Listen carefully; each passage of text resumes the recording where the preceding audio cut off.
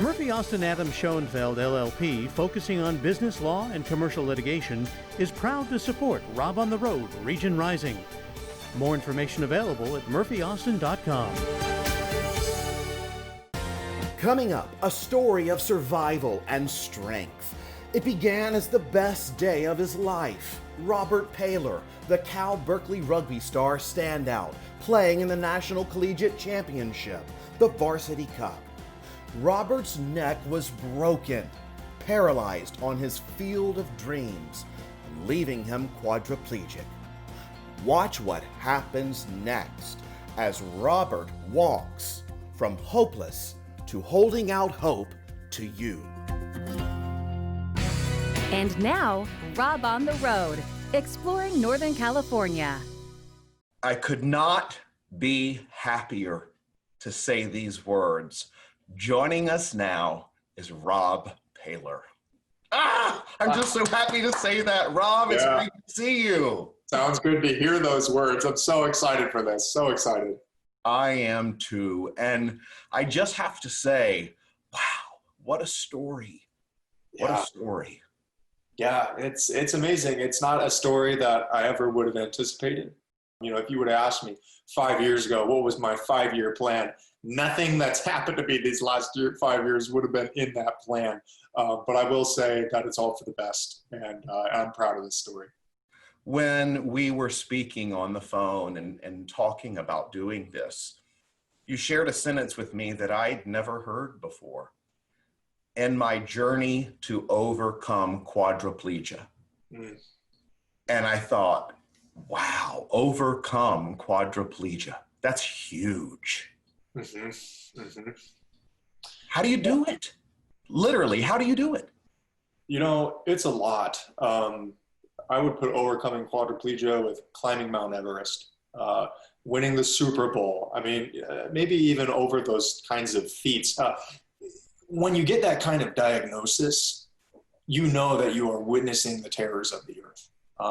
Nobody anticipates something like this happening to them. I certainly didn't in my life. And hearing that kind of prognosis, that kind of news, it chills you to your bones. It's like being in a nightmare. I mean, a living nightmare. And there's nothing you can do to wake up. Nothing you can do to escape. It's complete reality. After your neck was broken, you were pretty much told you may not even make it, let alone be able to move. Yeah. I mean, I can just go through and tell this story. Do. The day was May 6, 2017. It was the day of the Collegiate Rugby National Championship. I was playing for Cal, which I got my jersey right behind me that I put on my back that day. And that they cut off of you. That's right. Yeah, I cut it off my numb, motionless body at the time. But I woke up thinking this was going to be the best day of my life. Sports, rugby was such a huge part of my life. It was my identity. It's who I was. So much of my worth, so much of my accomplishment, it came from being a good athlete. You know, people call me Big Rob. I mean, 6'5", 240 pounds, my physical presence. All these things were so rooted in who I was. And this was this day, a real day of legacy. When I can go out, I can compete in this national championship. And when you win something like that, you're just not a national champion for a day. No, it lasts your entire life. You are a national champion the rest of your life. I knew that this was something where I could point to a banner on a wall and show it to my kids one day. And that'd be a real thing for me, a real legacy, something I could carry with me forever. And I wanted it. And it was very early on in this game that I'm competing in a mall, which is when the bigger guys in rugby, we group together kind of in a single unit and we push to advance this ball. And it's like with the big guy shine. And I'm a big guy, right? I mean, this is absolutely my moment. And we're just 5 meters out from scoring this thing. I mean, I'm getting the boiler room run and I'm going to pound this thing in. And then these opposing players, they started making these illegal moves and the referee's not calling it.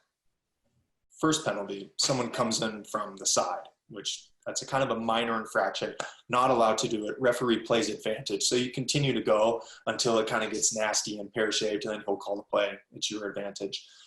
Then this guy wraps me around my neck in a headlock. He's pinning my chin to my chest. Completely illegal. Automatic yellow or red card. You're out of that game. Ref doesn't see it. Ref's not calling it. 2 more players in from the side. What are we on penalty number 4 now? The player who's binding around my neck also binds around my leg. Another penalty. Someone comes in, he chops me down by the legs. So I start riding down. And since he's got me pinned in this position, you know, I'm trying to drive, I'm trying to put my chin up, but I've got all that weight down to where I just remember I closed my eyes, gritted my teeth for impact, and then my head just rolled. My face slammed against my chest, and then just crunch. And then poof. I could not feel or move anything below my neck. In 1 second, I'm a Division I athlete. Everything's going my way. I have all these plans in life. Everything's materializing. I couldn't ask for anything else in my life. And then I open my eyes, and it's like I'm living in a whole different life, a completely different body. And I'm lying there, I'm screaming, and I knew what happened. I was completely conscious. I saw it and heard everything that was going on. You did. You were conscious. Everything. I remember it better than anything in my life. I did some medical imaging, x-rays, CT scans, MRIs. My doctor comes in. He tells me the worst thing that he could have told me. He says, Robert, your injury is bad, really bad. The disc in between your C5-6 vertebrae ruptured into your spinal cord. You also have some fracturing from your C4 to C7 vertebrae. Essentially what this means is you will never walk again. You will never move your hands. We're going to do our best so you can do something like pick up a piece of pizza and bring it to your face. If you can do that, then you made it. If you can do that, you beat the odds. And because your spine is so broken, I'm recommending an emergency spinal fusion. What I did in that moment is like, you can make some phone calls if you want, you know, think it over. This is a really big decision. So give it some time, but I need to know the answer within the hour because we need to start the surgery now. Before the damage continues to happen in your spinal cord. The phone call I made was to my religious advisor. I'm a man of faith. My Catholic faith is very important to me, and immediately I'm reaching out to God. And I call this man, and I tell him what happened, this horrific prognosis, and he gives me the best advice I ever have heard. It has changed my mindset from that day forward. It's carried me. And he said, Robert, what happened to you is terrible, and throughout this journey, there's going to be a lot of things you just can't control. But the one thing, as long as you have breath in your lungs, the one thing you can control is your mindset. So your ambition, your optimism about this, your willingness to wake up every single day and fight is up to you. No circumstance can take that away from you. I was hopeless. I was starving for hope. And those words gave me all the hope I needed, where if I spend the rest of my life in a wheelchair, if I spend the rest of my life as a quadriplegic, I'll actually be okay. Like, there's a lot of people who live really incredible lives in a wheelchair forever. Yeah. I'm thinking, I'll be okay if that happens. But the thing that I would never be able to live with, the thing that I would regret forever, is if I looked back on the end of the day and I didn't go all in. I couldn't control my body. I couldn't control anything below about my collarbone down. Nothing, completely disconnected. But I could control my mindset. And that pushed me forward to where I decided to go into that surgery. I said my prayers. I said goodbye to my family, rolled into the operating room, closed my eyes, and that concluded May 6th of 2017. That's heavy. Yeah. That's heavy. I was getting ready for the potential that I would die at 20 years old. Wow. Yeah. I am so happy to say that day was a break. Yeah. But it was a breakthrough. Mm-hmm. And that day, and I don't mean to sound cheesy, but you became so much more than a national champ. Mm-hmm. Because you were already naturally a champion. Mm-hmm. Because of the way you let your mindfulness lead. Your mindset. He said the only thing, your spiritual advisor, the only thing you can control is your mindset. And you heard those words at the worst of moments. Yeah.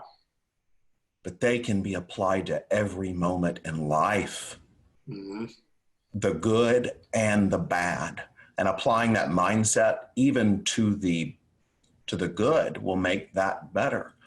And to the area of darkness or bad, apply that, and it leads you out, the mindset of positivity. But at that moment, you were broken open. Absolutely. And while the surgery was a success, I want to say that you don't wake up from the surgery repaired and well at all. No, man, this was like the beginning. This is the real true beginning of the journey of the rehabilitation. And I'll tell you what, death was sitting with me in that room, and death was waiting for me to quit.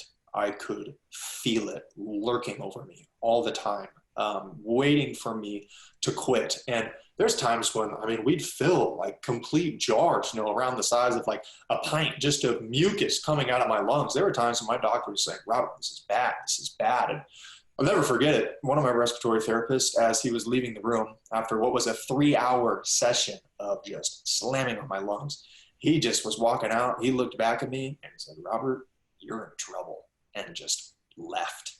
But in all those moments, I had that encouragement to control my mindset. I knew that there was something I could control. All these things are acting on me, all these terrible external forces acting on me, but I could still control that one piece. And while that was going on, while there was these handful of naysayers, I had thousands of people all across the world reaching out to me. We launched a GoFundMe campaign to pay for these medical expenses, which are just insane, massive. And it was all these people saying, Robert, I believe in you. You can do this. By you taking on your fight, I'm reconnecting with family members. I'm getting up and I'm setting new goals in my life. I'm more invested in my work, in my family, in my community. You've changed my life. You've touched my heart. Hearing stuff like that, it made it to where breaking my neck, it wasn't even about me anymore. Fighting in those moments to keep living, it wasn't just so I could struggle another day through this. No, it was a commitment to them, a commitment to do something really good, and this mutual benefit that we both got, and that I could carry this cross and I could give them everything I had. And in turn, they would give me the encouragement I needed to keep pushing forward. Those people, they carried me through that first month. It's so, what you said about death was sitting with you in that room is one of the most powerful sentences I've heard. It shakes you. And then you start talking about the beauty that was even there in that room. And that was what you were hearing from other people, how you were helping them to step into a better life, even though you yourself could not walk. That's the power of completely using your mental capacity and your spiritual capacity for the good. And I believe with all my heart that when we realize life is not about us, it's when we start to live. Yeah. And I do want to ask you, did you ever think from that moment on that you were not going to make it? No, I couldn't accept that. And, I was thrust into such a dire situation, right? And I think it was Les Brown who said, like, the moment you decide to make a change in your life is when you're sick and tired of being sick and tired. Mm-hmm. And that happens so fast for me. We've got one life. All of us have one life. And even before my injury, I really tried to access gratitude in my life. I knew I had so much given to me. I tried to be grateful for that. I prayed to be a better person, that I could give that goodness to other people. And, I started realizing that, like, man, when you lose that ability to walk, you want nothing more than to walk. With this one life I had, I could not accept that I was just going to lay back helplessly and not do anything about it. My chances of walking again, they weren't zero. They were probably like 1%. Yeah, 1%. Around there, kind of like that 1-2% range, but it wasn't zero. And I just thought, I'm going to give absolutely everything I have. I'm not going to let these days pass me by and just think, what if? What if I put in a little more time? What if I put in a little more effort? I could not accept that. I had to shift my mindset to the point where I've truly and fully believed in this, that I would not accept another outcome. I had to do everything I could to get in that moment. And it wasn't a blind belief, because there was a lot of people I met who just sat back in the chair and said, I'm going to walk out of these doors in a week. I'm going to be completely fine. Nothing's happening. And they believed that. But having that vision coupled with understanding your current reality, that's what really makes something perfect. There is a huge difference between believing something's going to happen and knowing it will happen, knowing beyond a shadow of a doubt that this is going to be okay. And that, you know, one of the phrases I love the most is, when you get to that point, the worst is over. Yeah. Because you've made a decision that you're going to control your mindset into an area that it doesn't even exist for a possibility for it not to improve. But with 1%, you had a lot of room to doubt. And you did not. I've seen the videos of you, Robert. I've seen the videos of how you crawled your way to standing and to walking. Yeah.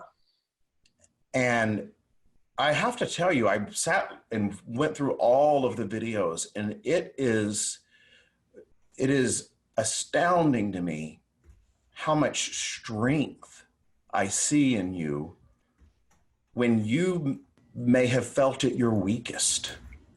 And I went from no motion at all to where I was twitching a finger and twitching a toe, to where about a year later, I mean, I was like 365 days I spent in the hospital. I walked out of the hospital doors.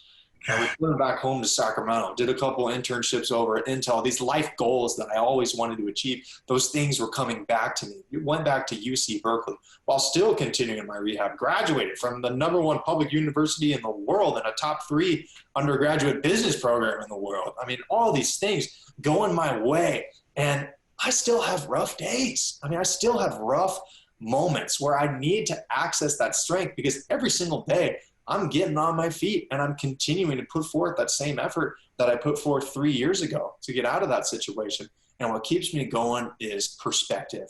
Looking back on the experiences that I've gone through, yes, but even more so, looking on the experiences that others go through. I've talked to people who had stage 4 cancer, a month or less to live. People with ALS telling me, Robert, I wake up every single morning and I move less and less and less until the eventual reality where I won't be able to move anything. I won't be able to breathe or talk, and I'll be completely clear in my head.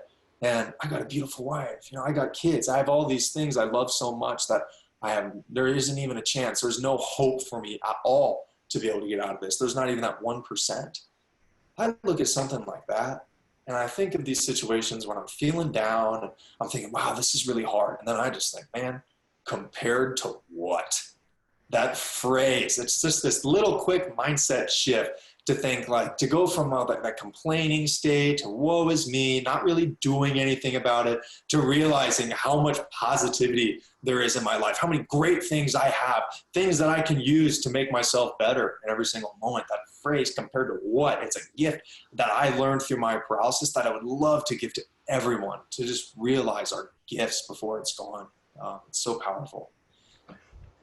Hearing you talk, I want to ask, is what happened to you when you broke your neck the worst thing that ever happened to you? Absolutely not. And I'll even go further than that to say it's not only not the worst thing that's ever happened to me, it might be one of the greater things that ever happened to me. It's something where if I had some genie come over and say, Robert, I can completely change what happened to you on that day. You can go back and you'll drive through that mall and you'll score and you'll raise your trophy with your teammates and you'll progress through life without this ever happening. Would you like that to happen? I would say absolutely not. I have met so many amazing people. I've had all these incredible life-changing experiences. At only 23, these people I've met, these experiences I've had, they're carrying me to such a greater life. There's no way that I would be able to touch hearts and inspire souls like I can because of what happened to me. I could not do this just playing rugby, breaking my neck. You'd think breaking your neck is all bad, right? What good can possibly come out of breaking your neck? Well, being able to share that story of inspiration, being able to have someone tell me, Robert, you've changed my life. It makes the word breaking my neck is not all bad. It's a gift. It's an absolute gift in my life. And I think I had to change the circumstance for it to become a gift. I've really had to work with it. And there's so many people who have worked with me to do that, but there's no way that I could change what happened to me because I'm so proud of where I am today. It's the greatest source of joy that I have in my life. I love a quote that Robin Roberts has shared many times that her mother imprinted and implanted on her. And it was, make your mess your message.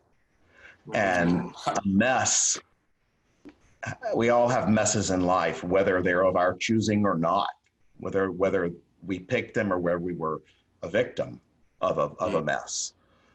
But it can be a message, and this is proof of that. Yeah, absolutely. It's my purpose now. It's my purpose in life. It's a life lived for others. It's what drives me in my life.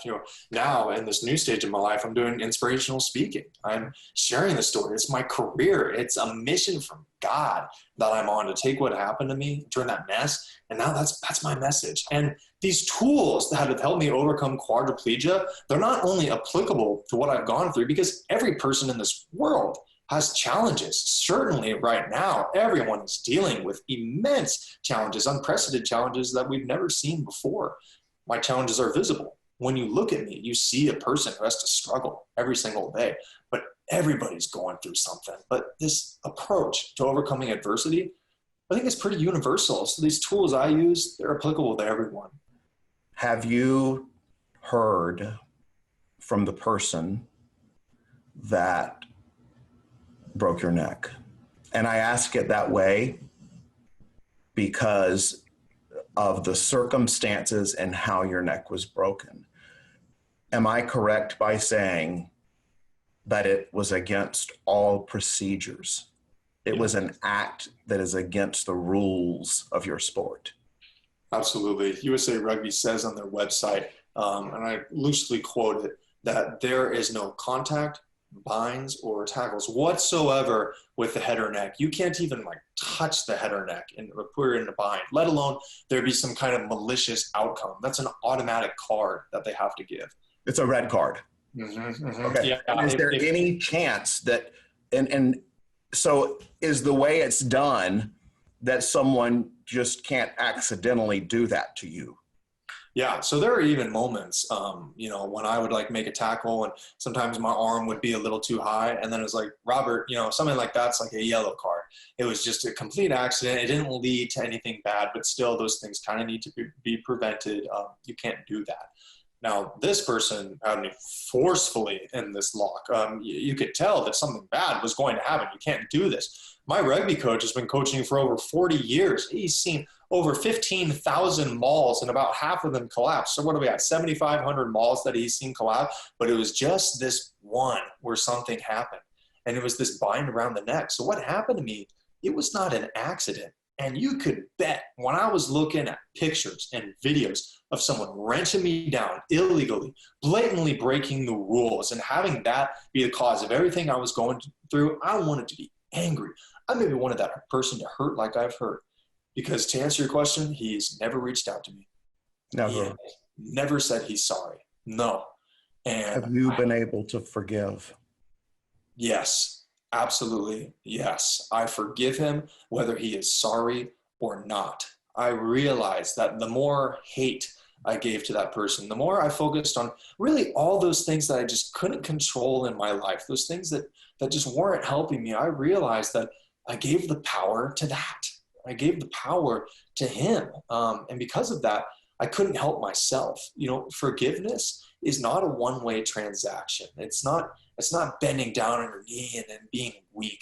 It isn't. It's a sign of strength, that ability to forgive someone. And it gives the strength to the person who is able to access that kind of mercy. It was one of the best decisions I made, one of the most critical decisions I made, to forgive that person. And I hope that someday I am able to talk to that person, and whether he thinks he was a part of it, thinks that it was wrong, or cares what I've gone through, to let him know that I do forgive him, and that even what he did to me, it wasn't the worst thing that anybody's ever done to me. I would tell him that he probably should have dealt with it differently, truthfully. That would have helped me a lot in these beginning phases, to just know that he felt bad about it, to know that there was someone out there like him that knew he didn't want to see me go through that kind of pain, but it hasn't held me back. And now, truthfully, I don't even give it a thought. I really don't. It's so in the past. It's such a minor thing out of this whole story. There's so much goodness to blind out that kind of negativity. But that came from the power of your mindset. Do you think you would have been able to walk had you not forgiven him? You know, that's a question I don't think I can answer with certainty. The thing that I can tell you is I wouldn't be happy. And I think that matters so much more than walking. Forgiveness didn't make you walk. It made you leap forward in more ways than two legs can ever do. It set you free. Mm-hmm. It set you free. And I think you won the biggest game of them all, because life is not a game. It is reality. And when you take it off the field, you, my friend, are clearly what it's all about when it comes to being a champion forever. That's amazing. That's so incredible. There's nothing I can say other than thank you. I don't even know what to say other than that, other than thank you, to be honest. You know, what I do is difficult. I do have to struggle through things every single day. There's times when I'm walking and I'm screaming with every single step. And, you know, I'm wondering, I'm trying to answer those why questions, but hearing something like that, it keeps me going. The benefit is mutual. It really is. A life lived for others is a life of purpose. And to hear something like that, to know that what I do is more than just gaining back mobility, but it's about touching hearts, and it's about changing people's lives. It makes me so appreciative for everything I have. I am so grateful for you. I have held back tears talking to you just because you have a light inside of you that burns so brightly. And I just am so grateful to have the opportunity just to be a conduit, to let that light, me get out of the way and just let your light shine. That's amazing, Rob. I can't say anything other than thank you. I hope everyone gets so much out of this. It means so much to share this story and keep that purpose going in my life. I love the symbolism of the jersey behind you, because who knew that that would be the day that you were cut free into your life. Mm-hmm. And put back together. That's right. Put back together stronger than ever before. Thank you, Rob. Absolutely. Have a great day. Look at you moving and walking. Hey. Yeah. Yeah. Peace out. Bye-bye.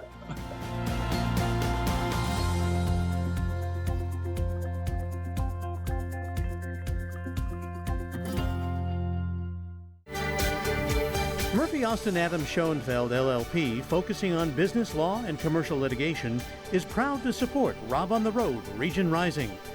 More information available at murphyaustin.com.